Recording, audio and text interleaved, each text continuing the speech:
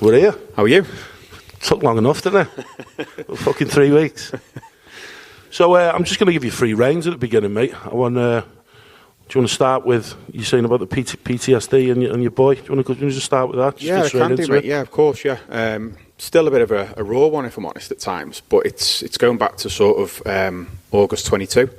So my eldest boy, who's now 18, is epileptic. Right.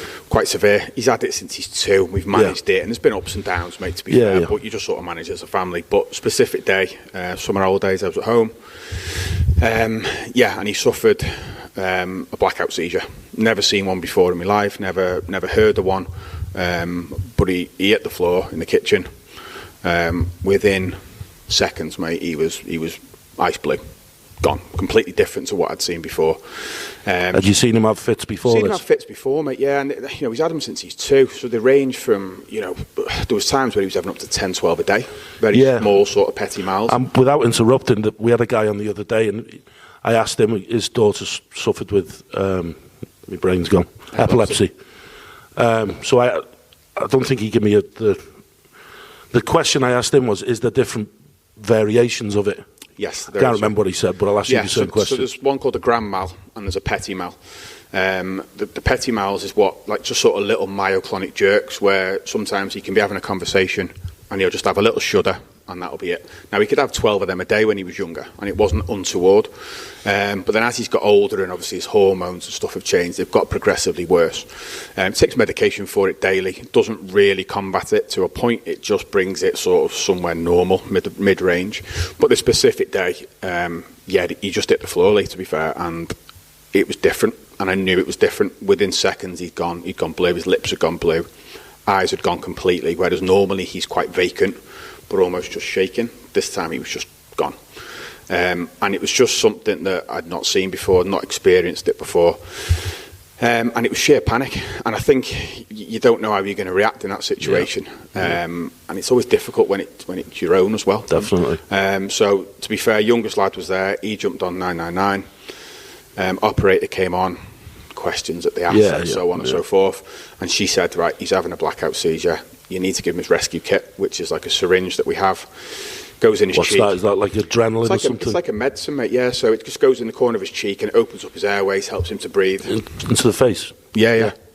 So it goes in his cheek, swallows it. Within a minute or 2, comes out of it. He's knackered, but it brings him out of the fit. So that went in straight away. That's our instinct, is to put that in. Didn't work. Just nothing at all. Nothing at all. So then it was like, fuck, I don't like this now. I'm now feeling really uncomfortable, really nervous. So the operator says, have you done CPR before? I said, no. She said, do you know how to do it? I said, no. So she taught me through it. So I ended up having to do CPR, mouth to mouth. She said, you need to do that until the first responder comes. So I said, right, okay. So I kept doing it. Very, very strange. Very strange. It almost felt like I wasn't there. It was like a dream. And that was for about 45 minutes. You've done the whole thing for 45 minutes? Yeah. Wow. Wow. I don't want to go off topic, but my partner, she had to do it on her dad a couple of years ago. He had a heart attack. Okay. She done hers similar, 40 minutes, 45 minutes. Just the most surreal thing that I'll probably ever see, to be honest, mate. And I know it's a silly question to ask because you do anything for your kids, wouldn't you? But that sort of, you go to the gym and stuff like that, you do something for 40 minutes, you're fucked. Oh, mate, I was goosed. Well, yeah, I was absolutely you just kept, goosed, but I think it's the adrenaline. That's what I was going to say. It wasn't an option. Yeah. It was a case of, this is what I need to do, so that's what we did. First responder came, and his face told a million stories. That he was really, really concerned. You could just tell. They're normally quite calm, aren't they, the ambulance guys? Yeah. This was the guy in the car, so he was there as quick as he could. He'd come from Dolgathline, nearest responder. Wow, that in itself. Yeah, so that was one of those. But at this time, obviously, we've got dogs. Dogs were going berserk. The youngest was in fits of tears, screaming, "George is going to die! George is going to die!" So I've got all that going. What's your lad's name? Sorry, Georgie. George is the oldest one. Yeah, same as mine. Oscar's the youngest one. He was in a bit of a state, although he was very good on the phone to the operator. And how old is he? He was just 13 at the time. Fair play to him. Yeah, he was. Solid, really solid. So he comes, first responder. They talk about defibbing and all that sort of stuff. And he says, but we're going to try once more. So we tried once more with the rescue kit. Nothing. and he said, I'm going to potentially have to defib. And I was like, I don't really like where this is going. At this point, George is gone now. His eyes, he bolted his eyes open, and then they went. When you say gone, you mean heart stopped? He was dead, mate. He was dead, mate. Fucking hell. Yeah, he was, and we've jumped into this pretty quickly. No, and I think... But he was, and I knew in my heart of hearts that he was dying. But something in you just doesn't accept it. And out of nowhere, I don't know where you get the strength from in these moments, and you see it on the TV. From your children, I think. You do, and you see it on films, don't you? You think, you see people lifting cars to get the dog from underneath and all stuff. And out of nowhere, I just sort of picked him up, and I managed to get a rescue kit in, and half of it went in, and he pinged his eyes open. They put the air mask on him, and he took a big in-breath, and the guy said, right, I'm just going to take him. So they whizzed him, and that was that. But I just sat on the floor, absolutely just in pieces. Didn't know what hit me. Didn't know what hit me, mate. Didn't know what it was. Fucking hell. Really sort of a quick shock to the system in an hour that you just never thought was going to happen. And I can still see it. I remember just sort of sat on the kitchen floor in shock, just in floods and floods of tears. I bet you were. Mrs. went to the hospital with him. Was your missus at home when that happened? Mrs. was in work at the time. So she's a nurse as well. She's a nurse. She reacts differently honest, to it. Yeah. She's a lot calmer in that situation. My missus is a nurse. When she was doing CPR for 40-odd minutes, I'm not going to say it comes naturally to them, but they're trained to do it, aren't they? They are, yeah. And I'm not, I would say that I'm normally... But 45 minutes, mate, that's serious. And like you say, he's your boy, isn't he? So, you could be there for 3 hours and you're not going to stop, are you? But whilst you're doing it, you're thinking of all things. Am I doing this right? Is what I'm doing correct? Am I actually helping him, or am I making it worse? You start doubting things. It's a long time. It's not just for sort of 60 seconds. So he was taken into sort of ICU, and I just sat on the floor, Lee, and I didn't know what it was at the time. But just utter shock. In fits of tears. And I think the aftermaths of that then is sort of what's led really to my sort of mental health journey, if I'm honest. Are you saying, so that's where it sort of all began there? Yeah, so that was in the August. Called into work. I was in quite a high profile job at the time. But from that point onwards, I was never the same. And I would say from sort of the August through till the December, really struggled. Just rewinding a little bit there, after... He's in the hospital laying up. Yeah. Did he have any type of... Were they nervous that he had any type of brain damage or anything like that with him? With you saying, obviously, you thought that you thought he passed away or his heart stopped? Yeah, so they do all the tests, don't they? They do the CT scans, the MRIs, they do everything, they monitor SATs and everything. And there was a little bit of sort of, obviously, amount of burst blood vessels in his eyes and stuff from the fit itself. So a little bit of vision, a little bit of hearing damage. But, touch wood, he's okay. It took a little bit of recuperation time because I think those people that have got epilepsy or know of it, the amount it takes out of the body is unbelievable. After each fit, you mean? Yeah. So even if he used to have a small one today, he'll sleep for 4, 5, 6, 8, 10 hours sometimes. Would he? Yeah. Because he's just goosed. So the effects of a blackout seizure was just huge for him. He's 18 now, but there's not much of him. He's 6 stone wet through. Is he? Yeah. So there's not a lot of him. So to have that impact on the body was quite stressful for him. With epilepsy, you've got seizures you can have from strobes and lights and stuff like that, can't you? Yep. What's the blackout? Is that where it's just a complete loss of the chemical in the brain? Yeah. So we don't know what causes George's. Like I say, he's had it from what started as like a febrile convulsion, and then it's just got progressively worse. We don't think it's lights or strobes or anything like that.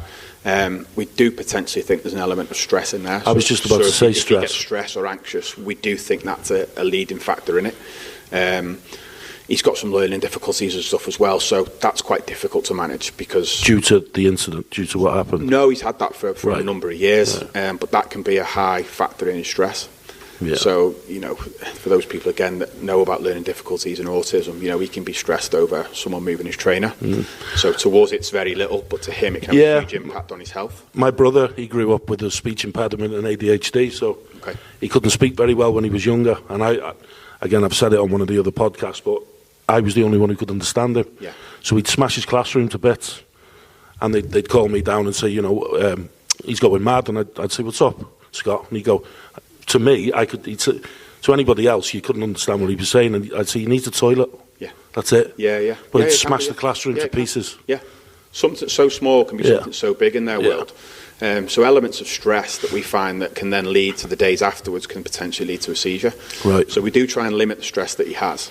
But in general, touch wood, he's recovered okay from it. That's good. Luckily. I think it's me that's sort of took the brunt of it in a way. And I know, like you said, we went into that a bit early then, but I think we were always going to talk about it. I mean, I think it's good for what you just said and the detail that you went into for people watching this, or who are going to watch it, with young children who've got similar symptoms to your boy. Yeah, of course, and I think it's you know, we never think we're going to have to do it. I never thought I would ever have to do CPR, and I certainly never thought I'd have to do it on my son.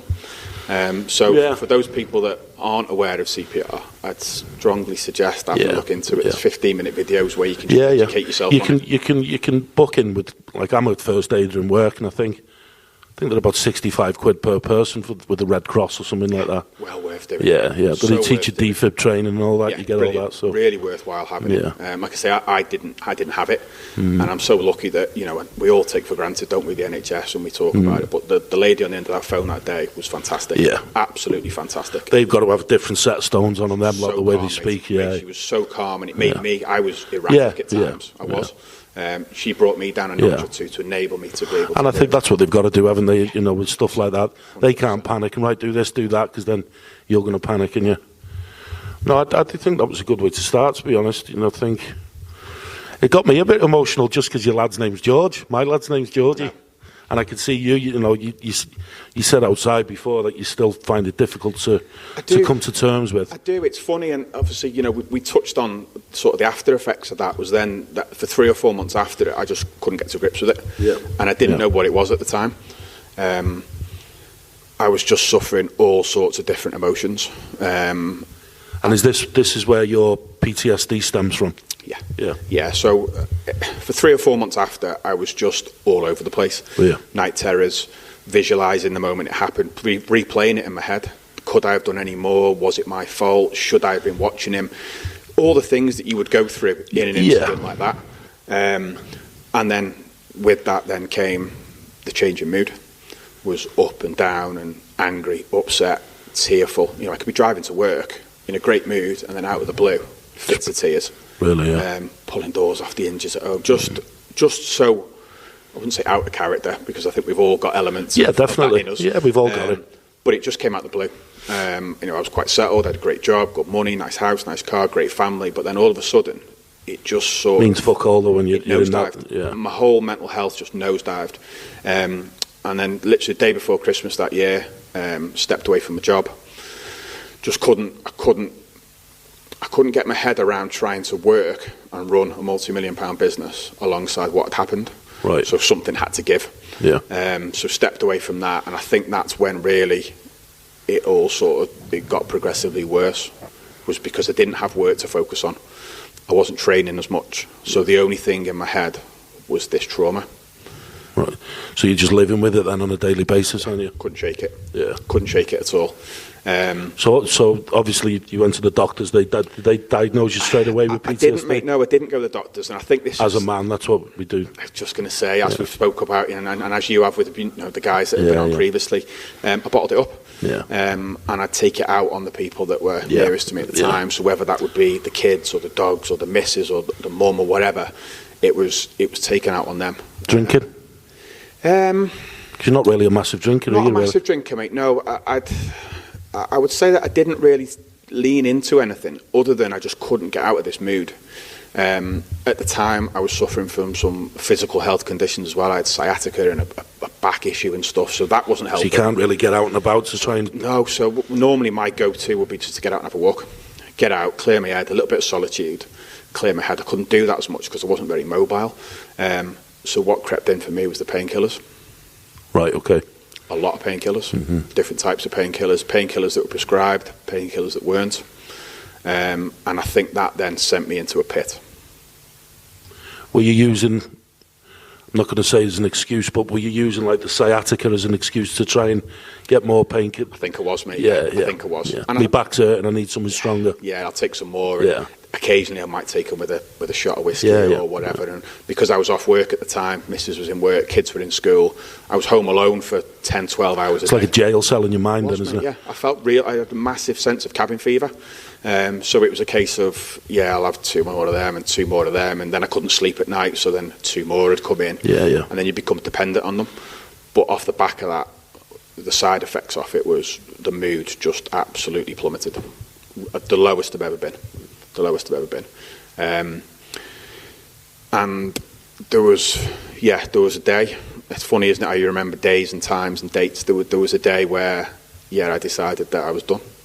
Really? Yeah, that was me, mate. I was done, and it wasn't for any other reason than I couldn't see a way out of it. You know, I'd lost my job effectively, and the trauma of what I'd been through, I just couldn't see how I would ever get it out of my head. And I think it's a funny one, isn't it, really, the suicide thing, that I would class myself as very resilient, very strong. But the minute that crept into my head, it made sense. It made a lot of sense. And you almost then are doing the pros and cons of it. And the pros of it outweighed the cons of it. So Daniel, who came on last week, the guy who works for the NHS, again, I don't know if you've seen it, but he said similar things to a lot of us. The thoughts creep in. And he said it's just like a light switch. Mine was on the day that I went to, well, I didn't do it, obviously, but the day that I was going to, it was a light switch. And he said it, and again, you're saying pretty much the same thing. You just wake up one day and you're like, I've had enough. It was exactly that. You know, I was stood making a coffee, and it was exactly that came to me. Do you know what? I think I'm done. I'd sort of worked out that, we've got quite a good support network within the family, so the kids will be fine. Laura will be fine. She's got, good friends, good family, good job. She'll be able to be, the kids are getting to a point now where they're not as dependent on us. So in my head, there was no reason to not do it. See, that now that you passed it, sorry to interrupt you, but now that you put, it's madness, isn't ludicrous, it? Ludicrous, mate. Absolutely ludicrous. I look at it now, my own story, and I think, what the fuck were you thinking? Yeah.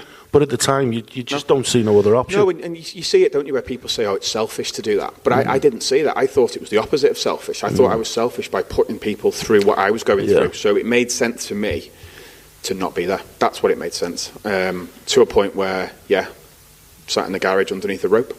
Did you? Only the fact, and it's a bit strange being a builder and doing the mountain leader course, that I didn't know how to tie a noose. Really? Yeah. It's simple as that. I had it tied, and I was literally sat on my phone Googling how to tie a noose, attempting it. And the only thing that stopped me was my dog. Do you know what? I knew then you were going to say a dog. I knew it. And I think people that follow me on social media and know me well know exactly what my dogs mean to me. Yeah. And I think unless you've got dogs, you probably don't get it. Yeah. But the bond I had with my eldest dog at the time, and to this day I don't know, mate. I don't know. The gate was shut, and he somehow got out of the gate, and he just toddled off, and he just sat in front of me in the garage. And it was at that moment I just thought, what the fuck am I doing? What am I doing? Can't leave this little dog. Yeah. None of the other Not stuff. your kids or your missus. None of the other stuff, because I'd sort of made peace with that. It was the dog. And that was it, and I just thought, right. I can see by your face even, so again, sorry to interrupt, but the emotions of talking about your lad and stuff like that, and you were really down. And again, I'm not saying you love your dog more than your kids. It's funny, isn't it? But as soon as you've spoke about the dog there, your face is lit up. Yeah, it is, and it's a funny one with animals, isn't it? That he's only got me. That's what I thought. That dog's only got me. The kids have got grandparents and friends and family. Yeah. The dogs have only got me. And I just couldn't, and that was it. So that came down, and to be fair, the missus came home, and I was completely transparent with her. Did you tell her, did you? Told straight her. Away? Ironically or not, she's a psychiatric nurse. Yeah. So she'd sort of been seeing me go through it for a couple of months, but we'd spoke about it, but I don't think she was aware of how bad I felt. And there was almost an element of that she was my wife and not my therapist. And I suppose if you're not there yet, I suppose the conversation's a bit easier when you've tied the rope and then you've walked away from it. But before you've done all that, like you say, with the job that your missus does as well, as men, you'd probably think she doesn't need to listen to this shit. Yeah, she doesn't need it. She has it 12 hours a day. She doesn't need me to. I understand that. I get that, yeah. And then who else are you going to speak to? Yeah. The dog. the dog. You know, I didn't want to go and put it on mates. I didn't want to go and put it on family. And, you know, the amount of people that sort of said to me, oh, you know, just man up, or come on, you'll get through it. It's bollocks, that, though. But they hadn't been there. Yeah, I get you know, we've all been stressed and depressed and anxious, but no one had actually seen what I'd seen. So to tell me to man up was a bit insulting. Nobody knows your story apart from you. No. And that's, you know, the individuality of every one of all of our different circumstances. And my story's different to yours. I had a conversation with a friend of mine a couple of years ago. He's been to war, and he said, talking about PTSD, and I said, I struggle a lot. He said, well, you can't struggle. You've never been to war. I said, yeah, but, you know, this has happened, and he was like, oh, fuck, I didn't know any of that. Yeah. So, you know, we're all individuals, and we all struggle in our own mind. Of course, yeah, and I think that's what then that conversation with Laura was the key fact, was that she said you need to get professional help. Yeah. And I'd always been one of those, mate, to be fair, probably similar to yourself and other guys. I'm not sitting with some woman in a room, plant pot in the corner, pearl necklace on, ridiculing me, or almost sort of looking down the nose at me. I'm not doing that. But I knew that I needed to do something. Yeah. So I did. I went privately, and I went to CBT therapy.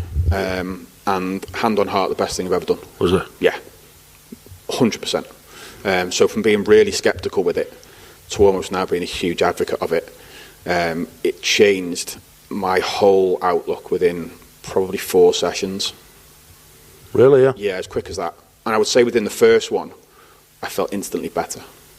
And then it was probably the second one where she diagnosed me with PTSD. And as you say there, you expect guys in war to have that, not someone that's just a normal guy like us. But it was trauma. It was a trauma that was unprocessed, and that's what PTSD is. So, and it can be from anything. It can be from grief. It can be from losing your pet. It can be from anything.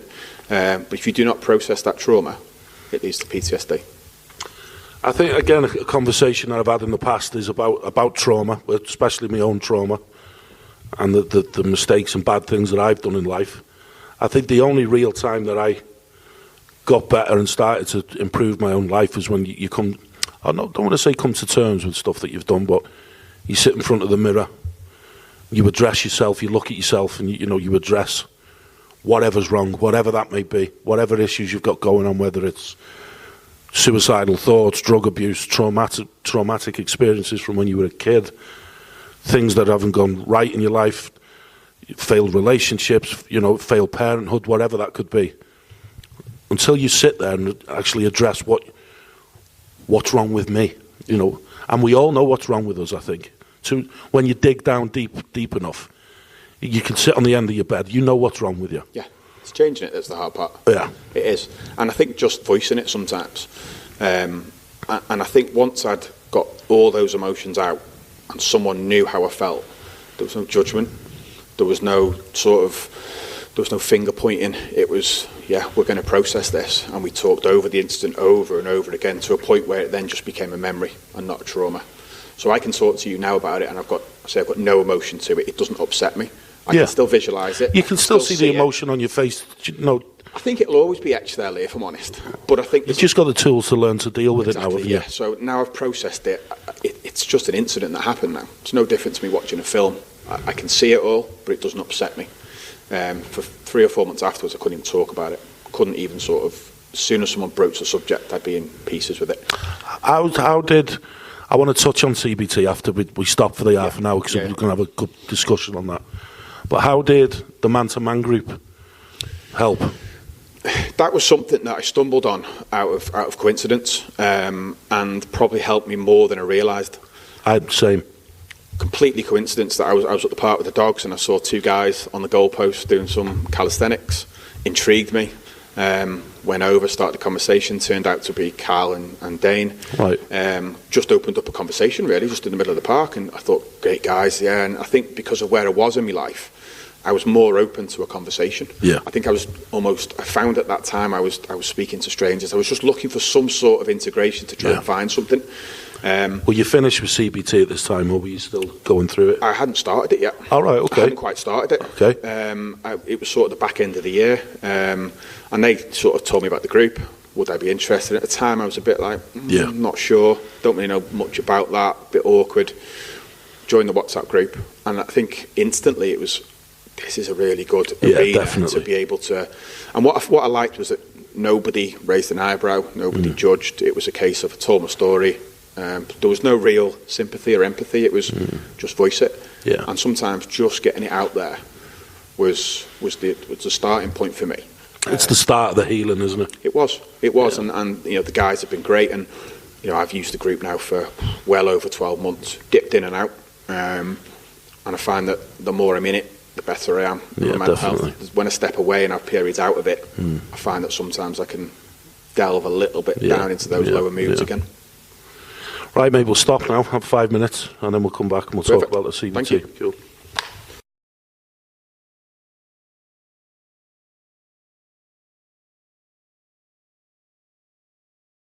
Much about you, even with the man. Obviously, we haven't seen each other much, have we? No. But listening to what you've just said definitely made me understand the things I've heard from you a lot more in the past. You know what I mean? Yeah, it does, and I think if I'm being really honest as well, I think that was a turning point in my life. I think I was on a path that at the time I thought was the right one. You know, you're following a career path, you're following the money, you like the nice things. And without sounding like an absolute arsehole, because I've never heard this, I've only heard the, you know, in charge of big companies and doing. I think, has he really got mental health? Yeah. Not in a bad way, but you hear that story there, mate, and it hits. Yeah, of course. If I'm honest as well, though, I think I've always struggled with it. I think probably for 20 odd years, there's always been that depression in me. I've always suffered from low moods. But I think, you know, once you're in a great job, you feel like you should be more grateful for stuff, so you sort of tend to push in a different direction. But I genuinely think that morning was a turning point in my life. It's a And I think for the better, in a strange way. Yeah. In a strange way. What happened was fucking horrific. It's hit me. It's hit me emotionally, that, to be fair. But I think within the space of a couple of months, my complete mindset changed. Did it? From what I thought I wanted to be and where I wanted to be to now where I want to be. It's completely different.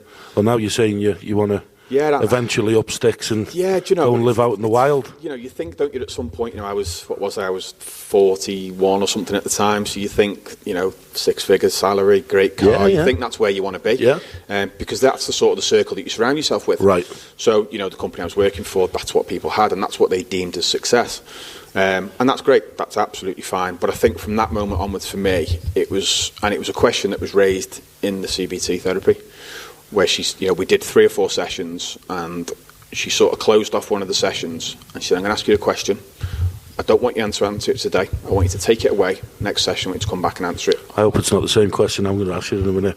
Go on. She said, maybe it is. She said, I want you to answer this genuinely. She said, who is Lee Williams? And I felt like I could have answered that on the spot, but she said, no, I want you to really answer the question. So I drove home, and I couldn't answer it, mate. It took me about 2 weeks to even come close to answering it. And I think if everybody asked themselves that question, you would think, you know, businessman, father, into my sports. And that's not what she meant.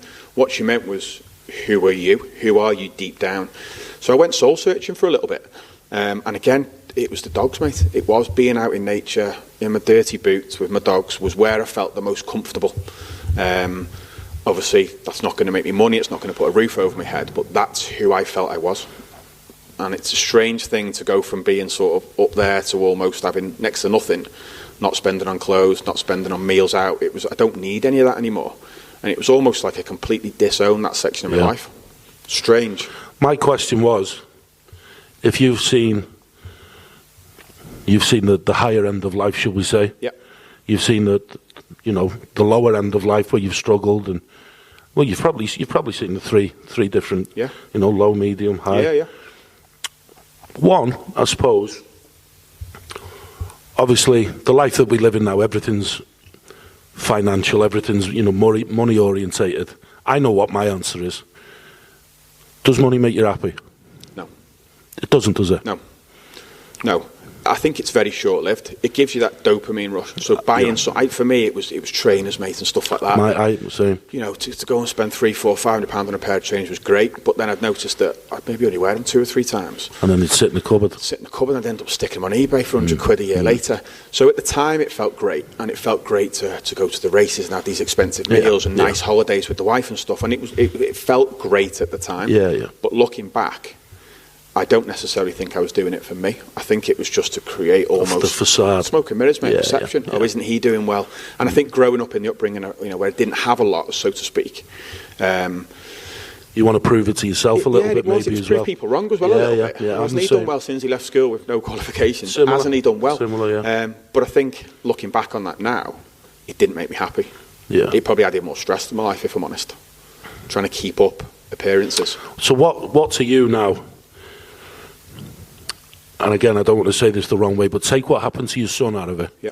What to you now, what makes you smile? What makes you happy? It's a funny one, isn't it? Because it's almost just contentment. So there isn't one specific thing, but I find that solitude does, which sounds strange. I do like my own company. Yeah, and me. I do like my own company. So, and if I'm feeling a bit low, rather than surround myself with people, I prefer to just get out in the hills. Yeah. And just sort isolation. Of reset. And it's the little things that bring me happiness now. It's those, what used to be a 2-week in Mexico holiday is now just 4 days in Scotland in the pissing down rain with a book and a fire. That's what makes me content. So I think contentment is now my happiness. And it can be simple things, like I say, just sitting by a beach, just looking at the stars, just having that ability to sort of be present. Biggest one, I think, being present. Yeah, and I didn't even understand what that meant. No. I genuinely didn't understand what that meant until I was sort of, you're part of the man-to-man group and people mention it and you start to understand it a bit more, and then the therapy sessions as well. And I don't think I was present for 15, 20 years. Exactly the same. I don't, mate. Exactly the same. I don't. All through my 20s and early 30s, I don't think I was present once. No, you're doing stuff to please other people, you're part of sporting groups, and your life is so busy, obviously having kids quite young and stuff. You're just always on to the next thing, the next thing, the next thing. You're always working to fulfil another objective. I never found contentment in anything I did, and now I do. Now I will literally, my missus laughs. What are you looking at out the window? Nothing. I'm just looking. I'm just sort of appreciating that I can look out of a window, so to speak. So I think, in answer to the question, what makes me happy is probably now being me for the first time ever. And it's probably not what people would think I am. The guy in the dirty boots covered in spaniel slobber and dog biscuits in his pockets is what genuinely makes me happy. Being with my wife and my children, being comfortable and content, and I think a lot can be said for that. What spaniels have you got? Got working cockers. Oh yeah. Yeah. I grew up with springers. I did. Bonkers. Fucking crazy. Yeah, man, as a box of frogs, but literally, and it's not a lie. It saved my life. Yeah. And continue to do so, because it gives me that. It gives me that reason to get out of bed in the morning. I wanted to say before, I can't remember the guy's name, but I think he's got the world record for the longest kill in Iraq, sniper. Oh yes, the big guy. Yeah. And similar thing, he put a gun to his head in America a hotel room. That's right. And his dog was sat on the other side of the room, and all the dog did was tilt his head. Yeah. And he said straight away, burst into tears. Yeah, they set off emotions in you that I didn't realise I had. Yeah. And especially now the boys are getting older, that bond and that sort of emotional connection with my dogs has been key for me. It's been key in my well-being as well. I think me and you have got a lot more things in common than I thought, a lot more. I'm glad we've had this conversation. Yeah, it's mad, it is mad. So, CBT, talk to me about that. So, as I said, I was reluctant at first, didn't know a lot about it other than, the perceived sort of therapy shrink, so to say. Yeah. But I knew that I needed to do something. So, went and wasn't what I expected. I thought it would be quite a judgmental environment. I thought they would ask questions going back 20, 30 years about family members and stuff, and it wasn't. It was purely the trauma. Let's discuss it. So it was focus based around what happened with your boy? On the first session, she didn't know what it was. She didn't know why I was there. I just booked a session. So they asked a few questions, and then it was pinpointed to this trauma.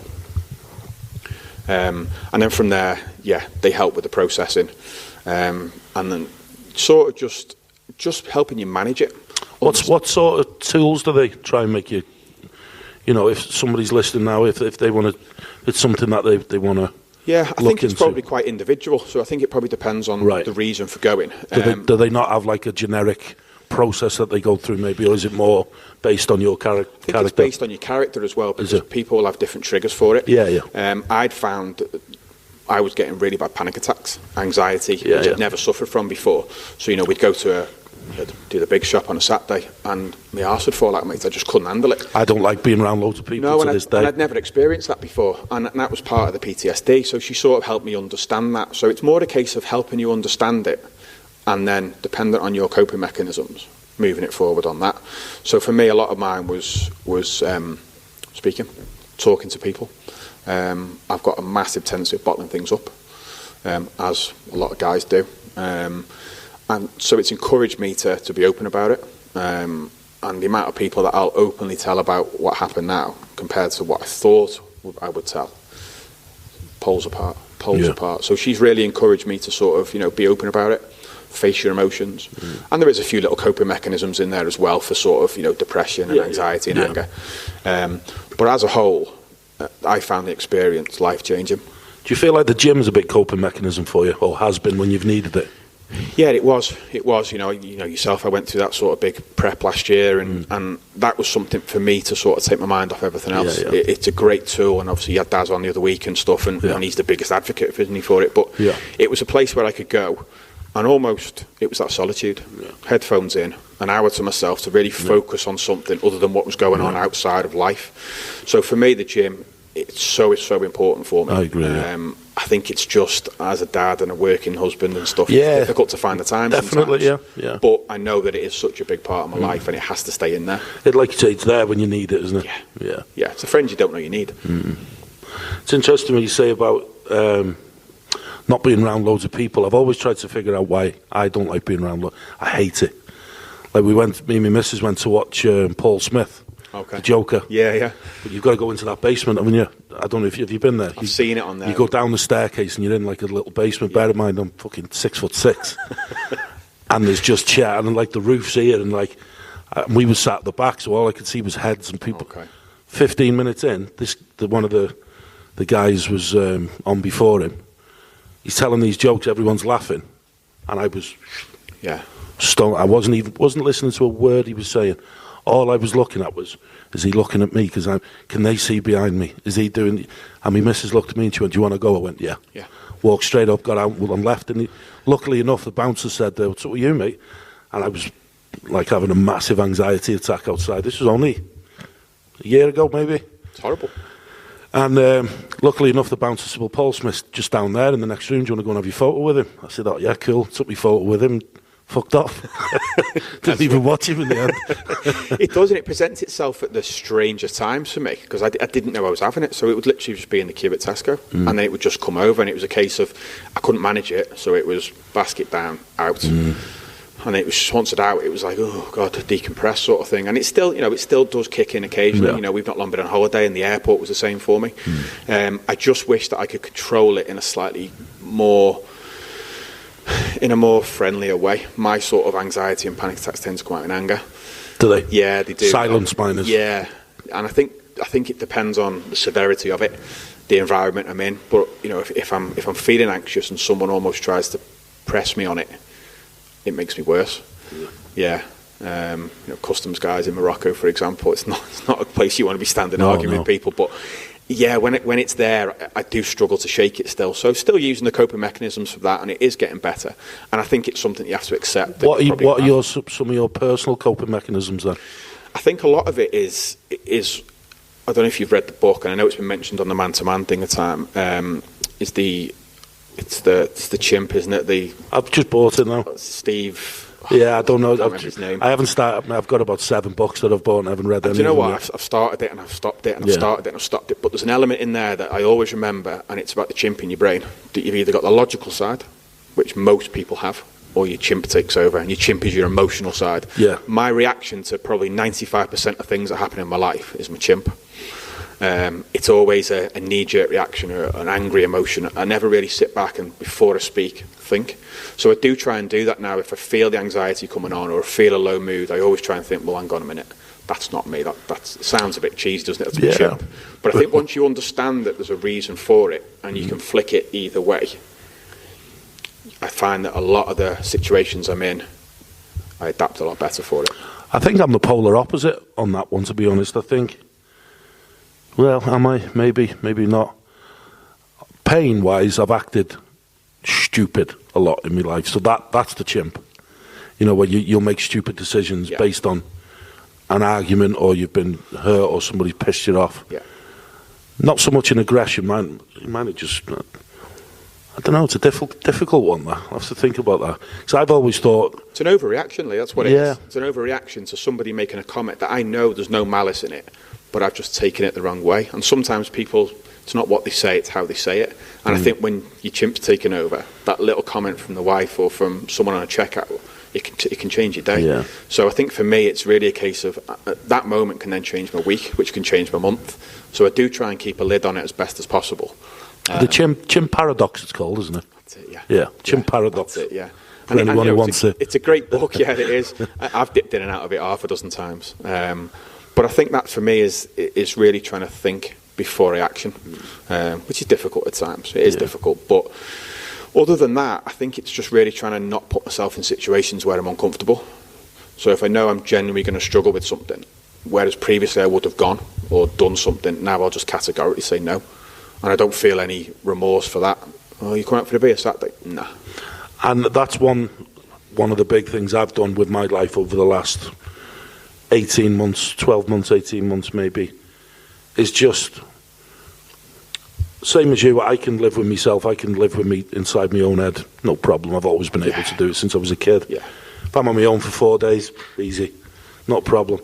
If I'm okay, if I'm struggling, exactly, then that's a whole different ballgame. It's tricky then, isn't it? But I think, again, that's what I've just took myself away from environments that I know are no good for me at this moment in time. That could be something as simple as going to watch the football in the pub on a Saturday afternoon. Yeah.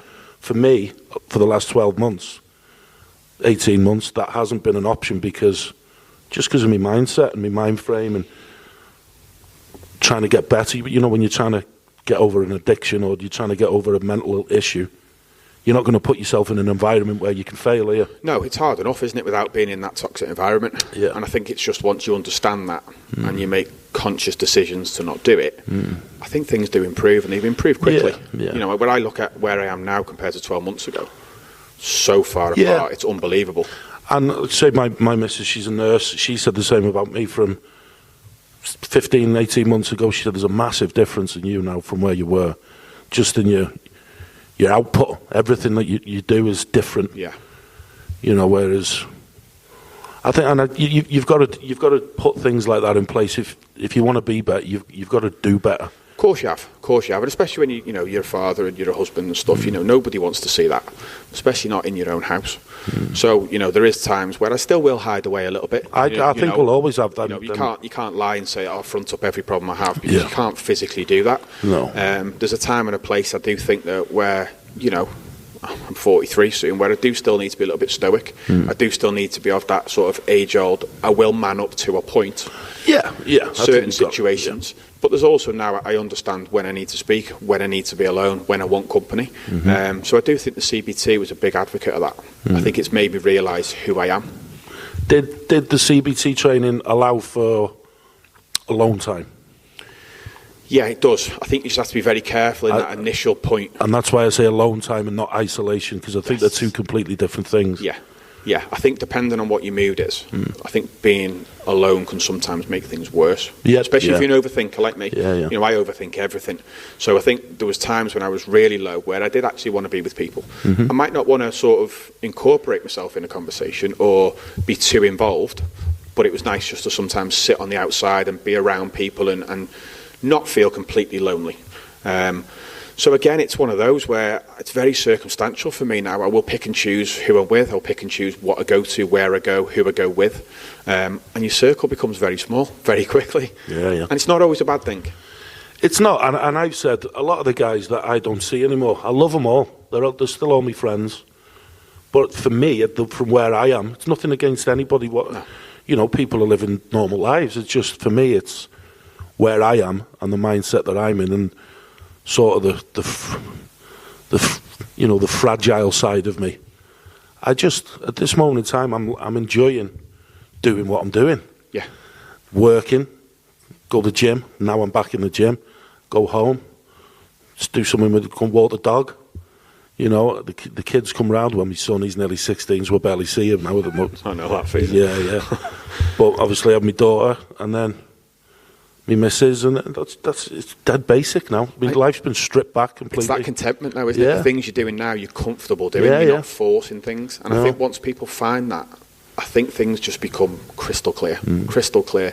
You know, I make time now for things that I didn't previously make time for. Yeah. And it makes a difference to my well-being. We had the conversation on the WhatsApp group the other week when we were talking about sobriety. Yeah. And like you said to me, there's nothing wrong with going for a couple of pints. Yeah. So over the last X amount of months, I've gone out with my missus, and I've had the odd pint. We went to Chester the other week. I think we had a couple of pints in Chester. I had one in the Swan, and then I went home. You know, I was at the house 4 hours maybe. Yeah. We had a drink the other night in the house playing cards. Something that I've never, I've never done that in my life. Yeah. Just me and her sat there. I cooked a meal for us. We had the food, and then we had baby Guinnesses playing cards. Okay. Whoever loses in blackjack as a baby Guinness. Yeah. Loved it. Yeah, it's a different environment, isn't it? Yeah, it was weird. Over the last 2 years, there's never really been a point where I drink. Within the last 3 years, two out of the 3 years where I was fucking depressed and suicidal, drinking, drugs. Yeah. There was never one moment where I drunk and enjoyed it. No, I don't think I ever have, if I'm honest. Yeah. Ever. I think it was always social groups, functions, and being around that friends group that it always involved drink. It was never really me. Whereas once I stepped away from it, and I did this, I did the sobriety a good 6 or 7 months whilst I was doing a bit of a prep and stuff, and it worked for me. Yeah. But then I wanted a glass of wine. Yeah. I want a Guinness on a Friday night. Yeah. I think it's just discipline, and it's the same with anything, isn't it? There's lads that binge eat, there's lads that drink drugs. I think if you've got control of it and you've got that little bit of discipline, I know that I don't need to have more than 1 or 2 glasses of wine. That fits the need. Great. And I think if you enjoy it as well. Yeah. Some people drink and they don't enjoy it. I enjoy a nice glass of wine. And that's what I was saying. That over the last, through COVID, I hated it, but I drink to block out all the other shit that was going on. Yeah. But like I say, the other night, mate, playing cards, sat in the kitchen or on the dining table, happy as Larry. Exactly. Went to bed, snored my head off, and it's just new things for me. I've never, it's age, mate. But that's what we say about being present. Exactly. Through my 20s, I never did anything like that. I'm never. Yeah. It was always, if you're drinking, you're out with everybody else in the street. You're all in the pub, out. Do you know what I mean? But I wish I'd have started doing things like that a lot younger, because I loved it. It was great. Yeah, and I think you do. I think once you hit 40, the magic 4 you do. Your perception of things changes, and you do things in a selfish way, really. If you're happy playing cards and having a glass of wine, then that's what you do. You don't really worry about what other people say. Whereas 10 years ago, you get ridiculed for that. So you'd go, all right, I'll come out then. And then I think you've got to be a little bit selfish. The older you get, and we all want to live life's not always going to be happy. It's not always sunshine and rainbows, is it? But you want a content life. You want to be able to enjoy life. And I think, I think that it's not being present. It's the little things, it's the little things. And I got laughed at a couple of weeks ago for buying a book, and it was like, a book? When you got a Kindle or an iPad or I get a little bit of joy from buying a book and sitting and reading a book. If that's what makes you happy, that's what makes you happy. You can't change that. And I think I've had a tendency to try and do that in the past, was actually what's everyone else doing? I'll try that martial arts, or I'll try this. Did I really want to do it? Probably not. Just to say that you've in a conversation, I've done judo. Whereas now it's like, no, I don't do anything. I have a glass of wine, I read my book, and I walk my dog, and I'm quite cool with that now. It's the acceptance of it, isn't it? I think that's it, mate. I think we've had a pretty good chat there. Decent, that, mate. So, I don't know if you've seen, but at the end of the podcast that I've done, there's 2 questions. Yeah. Have you seen them? I have. Notes here somewhere. So the first one is, where do you see yourself, or what would you like to accomplish in the next 12 months?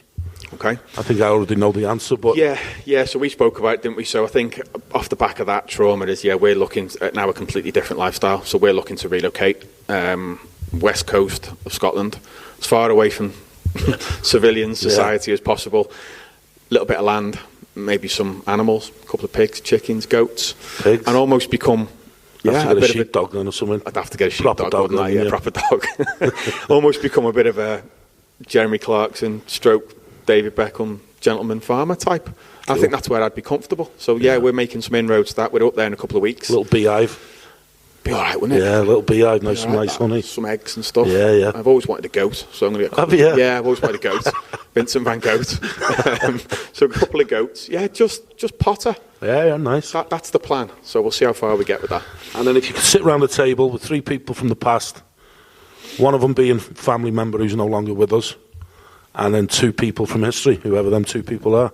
Could be anybody. Okay. So a family member would definitely be my nan. Lost my nan a couple of years ago. Yeah. Massive part of my life, and still is.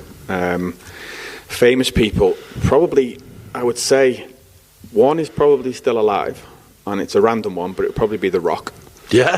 For numerous reasons, but I think he's just a great guy. I think you'd have a good old chat with him. Would you be able to smell what he's cooking? I think you would, wouldn't you? Can't do the eyebrow. I can, I just haven't got no fucking eyebrows. I was going to say it's the Botox, but that wore off. And the other one would probably be Elvis Presley. I just think he's a very interesting character, whether he's alive or not, I don't know. Yeah, we don't know. He's probably with Tupac and Michael Jackson. But I think to have a conversation with someone that's had that much hype and lived a life of that extent, I think it'd be a good I've never really looked at Elvis much, but he was controlled a hell of a lot by the mafia, wasn't he? Which I didn't realise, because he didn't make a move without the mafia. Was it the Chicago Mafia? I think it was the mafia and his agents and all sorts. Yeah, basically, he was a puppet. Yeah. I didn't realise that. Yeah, and people sort of saw him as this icon, which he was and still is. But again, it's one of those, you don't know what goes on behind the scenes. Yeah. So I think, and he struggled with drug addiction and all that stuff, didn't he? I think he does. Yeah. So yeah, I think The Rock and Elvis. Not sure where I'd fit into that so much, but more like the Pebble. But I think it'd be a good chat, man. That's it, mate. Job done. Fantastic. Cool. Thank you, bud. Appreciate that, Lee.